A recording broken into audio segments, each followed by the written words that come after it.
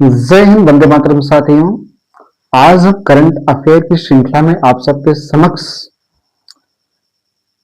अंतर्राष्ट्रीय रिपोर्ट को लेकर के हाजिर हुए हैं, जो कि यूपीएससी के दृष्टि से और जैसे आरओ, एआरओ और स्टेट पीसीएस के लिए बहुत ही महत्वपूर्ण हो जाता है। और इसके ही आधार पे हम अपने उत्तर का लेखन और यहाँ तक कि अगर हमें निबंध का लेखन करना हो, जो कि लगभग 2000 1500 से 2000 शब्दों के बीच में लिखा जाता है, तो उस दृश्य से लिए और अभी की जितनी भी सारी जो है प्रतियोगी परीक्षाएं हो रही हैं, उसमें ये देखा जा रहा है कि जो स्टैटिक जीके है, अर्थात जो करंट अफेयर है, उसका वेटेज कहीं ना कहीं बढ़ता ही जा रहा है। और करंट अफेयर का वेटेज जहां तक आप मान लीजिए कि लगभग 70% हो चुका है। तो हम इस 70% को बिल्कुल आसान करने के लिए आप सबके समक्ष एकदम जरूरी ट्रिक के साथ हाजिर हुए हैं, जहां पर आप अपने जीएस को एकदम बिल्कुल मक्खन की तरह समझेंगे। जीएस की श्रृंखला में हम सबसे पहले, जो कि बहुत ही इंपॉर्टेंट है, वो रिपोर्ट्स जो अक्सर एग्जाम में पूछे जाते हैं, हम उसको जो है डिस्कस कर लेते हैं, ताकि आपका जो स्ट्रॉन्गेस्ट है वो आपको मजबूत होता रहे और आप उसको बार बार अपने तरीके से रिवाइज कर सकते हैं। क्योंकि आप जानते हैं कि जो है रिवीजन जो वेरी इंपॉर्टेंट है, क्योंकि कहा गया है कि सरस्वती भंडार की बड़ी अमूल्य बात, जो खर्चे क्यों बढ़े बिन खर्चे घट जात।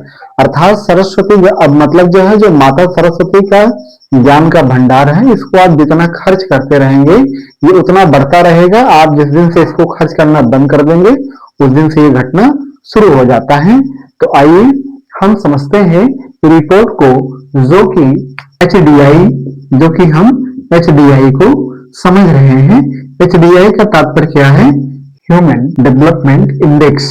Human development index. तो हम क्या समझ रहे हैं? Human development index.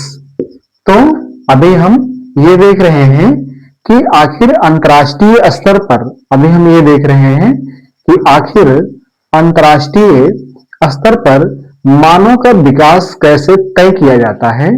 आखिर ये जो इंटरनेशनल है, ये जो वर्ल्ड वाइड है, पूरे देश में आखिर मानव का विकास कैसे तय किया जाता है, इसको हम रिपोर्ट के माध्यम से समझेंगे और ये भी जानेंगे कि इसके लिए कौन कौन से आयाम निश्चित किए जाते हैं। और साथ ही साथ हम ये देखेंगे कि भारत की स्थिति क्या रही और इसके जो है पड़ोसी राष्ट्रों की स्थिति क्या रही। और साथ ही साथ हम ये समझेंगे कि इसमें टॉप 5 कंट्रीज कौन है और टॉप बॉटम कंट्रीज कौन है। आइए देखते हैं। तो जो एचडीआई है, जो ह्यूमन डेवलपमेंट इंडेक्स है, ये जो है जारीकर्ता कौन है? इसके जारीकर्ता है वो यूएनडीपी है, अर्थात यूनाइटेड नेशन। अर्थात ये जो यूएनडीपी का मतलब क्या हुआ? United Nation develop index. United Nation development programme. तो ये जो है यूएनडीपी के द्वारा जारी की गई, जिसका मतलब होता है यूएनडीपी का तात्पर्य ये है कि यूनाइटेड नेशन डेवलपमेंट प्रोग्राम। इसके जो मापदंड है, जिसमें मेजरिंग ग्राउंड रखा गया, वो ये रखा गया शिक्षा। अर्थात कि जिस कंट्रीज में शिक्षा का लेवल हाई होगा, वो कंट्रीज जो है मानव विकास के रास्ते पर अधिक चल चुकी होंगी। तो और आय रखा गया, अर्थात वहां ये निश्चित किया जाएगा कि आय भी जो है मानव विकास के लिए बहुत जरूरी है। और साथ ही साथ जो जीवन प्रत्याशा रखी गई, अर्थात वो व्यक्ति अपने स्वास्थ्य को लेकर के, या फिर वो राष्ट्र जो है अपने नागरिक को स्वास्थ्य, या फिर वो राष्ट्र अपने नागरिक के स्वास्थ्य को लेकर कितना सचेत है और वहां के नागरिकों की जो जीवन प्रत्याशा है वो कितनी है। तो अभी हाल फिलहाल में 6 मई 2025 को एचडीआई के नाम से यूएनडीपी ने एक रिपोर्ट जारी की, जिसमें भारत जो है, जिसमें भारत ने 134वां रैंक प्राप्त किया और ये जो है इसमें 193 देश शामिल रहे। इसमें कितने देश शामिल रहे, क्या आप लोग समझ पा रहे हैं? इसमें 193 देश शामिल रहे और भारत ने 134वां रैंक जो है रैंक प्राप्त किया। उम्मीद करता हूं कि आप सबको समझ में आ रहा होगा। अगर नहीं समझ में आ रहा है तो नीचे कमेंट करना ना भूलें। लाइटिंग की थोड़ी बहुत दिक्कत हो सकती है, हो सकता है कि मे बी फेस ना क्लियर हो, बट इतना क्लियर है कि मतलब जो है कौन है, because I have just started now and after then I will improve this and it will be improved as soon as possible. So तो हम ये देख रहे थे कि अभी जो भारत की रैंक मिली है वो कितनी रैंक मिली है, 134वीं रैंक मिली है 193 देशों में से। कहां पर मिली है, यूनाइटेड नेशन डेवलपमेंट प्रोग्राम ने एक रिपोर्ट जारी की है, वो क्या है, HDI मतलब ह्यूमन डेवलपमेंट इंडेक्स को जारी किया है, जिसमें 134वीं रैंक भारत को मिली है। इसकी थीम क्या है, अर्थात जो पूरी रिपोर्ट में जो एक मेन बिंदु को, एक टारगेट बिंदु को या फिर एक लक्ष्य बिंदु को जिस पर चर्चा की गई, तो उसमें एक जो इसकी थीम है आ मैटर ऑफ चॉइस, अर्थात a matter of choice people and possibilities in the age of AI, in the age of AI। तो हम बात कर रहे थे HDI के बारे में। आइए देखते हैं HDI में मतलब जो ह्यूमन डेवलपमेंट इंडेक्स है उसके उसकी जो टॉप 5 कंट्रीज है, मतलब जो कुल मिलाकर के 193 देशों की सूची जारी की गई है। तो 193 देशों में से जो 5 जो है कंट्रीज जिन्होंने जो है टॉप किया है उनको देखते हैं। तो वे कौन कौन सी हैं। नंबर 1 है स्विट्जरलैंड। नंबर 1 कौन सी है, स्विट्जरलैंड। नंबर 1 कौन सी है, स्विट्जरलैंड। और इसकी जो कैपिटल है वो क्या है, बर्न।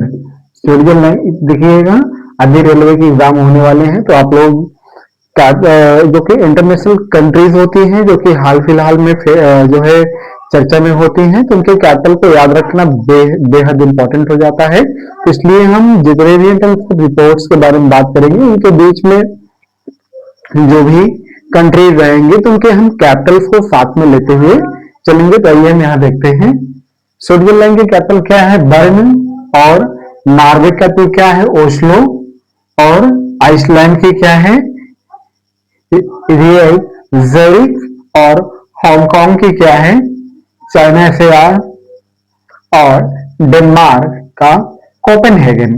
तो कुल मिला के हमने ये देखा कि जो टॉप 5 कंट्रीज हैं, नंबर 1 मतलब जिन्होंने जो है HDI 2025 में टॉप किया है, हम उन 5 कंट्रीज को देख रहे हैं। तो उसमें से कौन कौन सी, जैसे स्विट्जरलैंड है, स्विट्जरलैंड की कैपिटल क्या है, बर्न है। और नॉर्वे है, नॉर्वे कैपिटल क्या है, ओस्लो है। नॉर्वे से लिखा जाएगा क्योंकि कुछ बच्चे तो हमारे ऐसे भी हैं जो हिंदी में भी नहीं लिख पाते, तो नॉर्वे ऐसे लिखा जाएगा। तो नॉर्वे की कैपिटल क्या है, ओस्लो है। नॉर्वे कैपिटल क्या है, ओस्लो है। और आइसलैंड की क्या है, रियकजाविक है। और हांगकांग, हांगकांग की चाइना से आ रहे हैं। और डेनमार्क की कोपेनहेगन और सोमालिया। अब हम उन कंट्रीज को देख रहे हैं जिन्होंने जो कि इस HDI रिपोर्ट में बॉटम स्तर पर बनी रही, जो कि बिल्कुल निचले स्तर पर बनी रही है। अब हम उन कंट्रीज को देख रहे हैं बॉटम पर, जो बॉटम पे जो है कंट्रीज रही हैं वो कौन कौन से हैं, जैसे सोमालिया, मोगादिशु, साउथ सुडान, जुबा। और सेंट्रल अफ्रीका रिपब्लिक की जो कैपिटल है वो बंगुई है।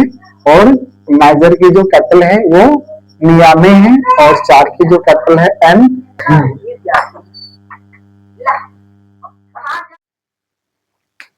तो हम आइए हम कॉन्सेप्ट बेस्ड क्वेश्चन देख लेते हैं।